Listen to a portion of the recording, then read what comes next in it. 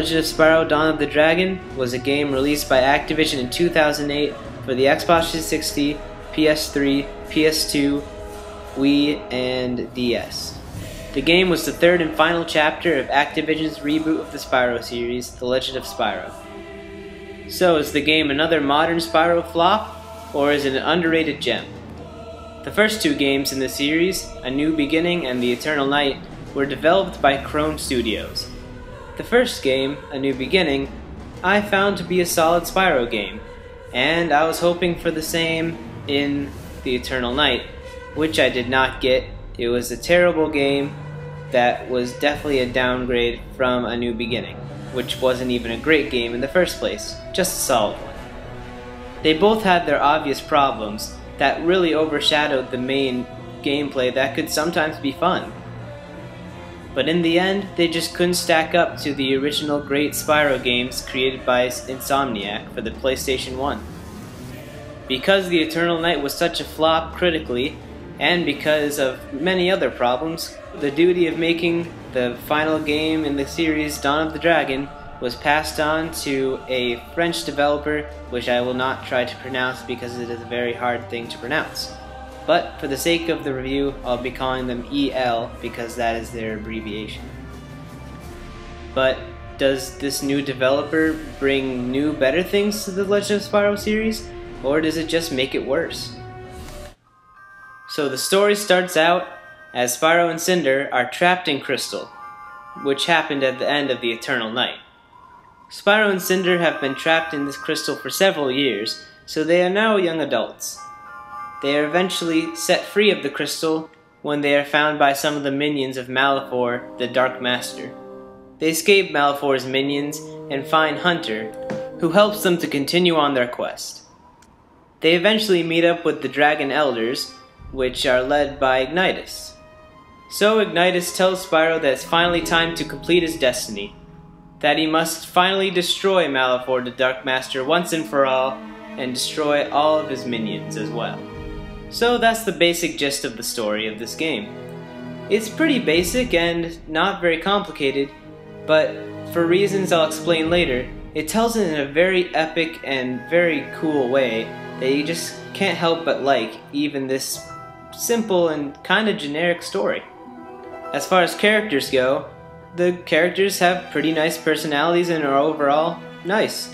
The character designs are also really good overall, and Spyro's design is definitely my second favorite to the original ones on the PlayStation. One character I did have a problem with though was Sparks, who got pretty annoying, but thankfully he isn't in the game very much. First we'll talk about what is usually the least important thing in a game, the graphics. Dawn of the Dragon certainly doesn't have the greatest engine or greatest graphics even back in 2008, but what it does have is amazing graphic design. And I mean really good. Almost every level in this entire game looks beautiful. I'm not kidding, it just looks incredible. In 1080p HD, this game is very colorful and very, very beautiful looking. The third level in the game, the Valley of Avalar, has to be one of the most incredibly well-designed levels I've ever seen in a game, and I've seen myself just going back to that level just to play it over again just because of how cool it is. The only problem that I found with the engine or anything like that is that there is some mild slowdown, especially when there's a lot going on screen. I barely noticed it when I was playing the game in 720p, but it was a bit noticeable in 1080p. So if you play with 720p, you'll get not as great graphics or clearness, but you won't really notice any slowdown. On 1080p, you'll get better graphics, but you'll notice some slowdown. I'd recommend playing on 1080p if you can though, because it looks really good, and the slowdown still isn't really bad at all. Next would have to be the gameplay, the most important thing in any game. Very, very well done. It's an action platformer just like the Legend of Spyro series beforehand, but vastly improved. The platforming is a lot of fun and never really got annoying. One of the first things I loved in the game was definitely the free flight, which has never been seen in a Spyro game beforehand. My goodness, is it a lot of fun. You can barrel roll, do lots of crazy stunts, and it definitely adds to the combat as well. The battle system is very, very, very fun. There are lots of different combos you can use, and lots of different elements too. You can always switch between Spyro and Cinder at will whenever you want, and the AI character, although the AI isn't the best in the world, works solidly and isn't just running around doing nothing. There are lots of different moves you can pull off too, and many different combos that you can find. One of the buttons, depending on what system you're playing, does a quick attack, which isn't quite as powerful as the harder attack, which is done by another button, but works quite well because it's quicker. You can also grab smaller enemies and even launch them into larger enemies, which is a lot of fun. You can combine different moves. It's also a very fast-paced battle system and quite cinematic to boot. The camera often zooms in and out when the action gets cool. It can get annoying once in a while, but not very often. It really adds to the atmosphere of the game. You can also find items around in stages, like experience points and armor for your two dragons. The armor is very useful, and if you find it and equip it, it can be used to help you in battle by either regenerating health or even increasing your combo damage. The game also has RPG elements, like in the past games, but that's also been improved. You can get experience by either defeating enemies, breaking objects can give you a very small amount, and finding XP crystals. You level up your element abilities in the start menu, which makes it easy to do it whenever you want. It's a very simple process, which is a good thing, so it doesn't distract from the overall game so much. The game just has an overall epic feel. When it comes to all the enemies you fight and everything, I don't know how to explain it, but it's just a very cool feel of the game. Also, for a game rated E10, it's not like it should be rated T or anything, but the game has a cool dark style that I really enjoy. The music in this game is amazing. I cannot tell you how awesome the music in this game is. It is very, very epic and sweeping, and it sounds like it actually belongs in a great action fantasy movie. Overall, Dawn of the Dragon isn't a very difficult game. You could probably beat it in a good amount of hours, as there are only 11 sections in the game. And the final boss, although quite cool and a fun final boss, is kinda easy.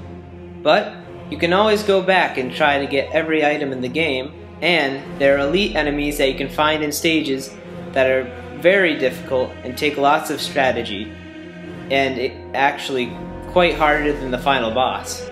The game also improves over its predecessors in the Legend of Spyro series by having more variety of enemies, because A New Beginning and the Eternal Night frankly got pretty repetitive with its enemy types, but thankfully Dawn of the Dragon keeps it fresh with overall, like I've said, a great fighting system, great locales, and lots of great enemies to fight.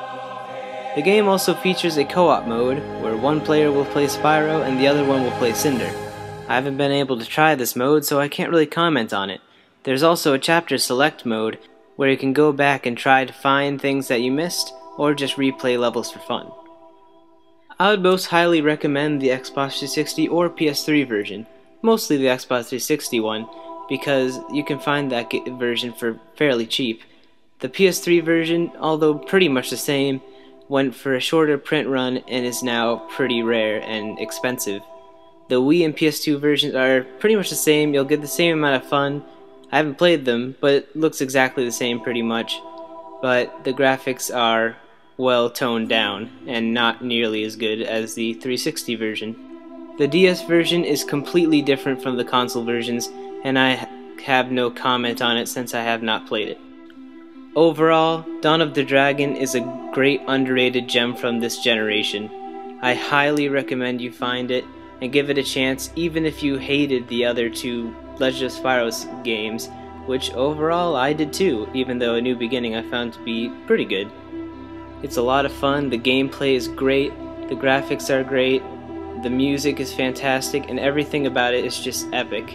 It has its problems, but overall, those are very minor, and it's a fantastic game. My score is a 9.5 out of 10.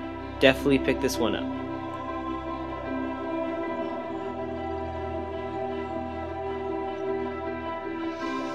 Spyro, Cinder, you have done well to get this far despite this.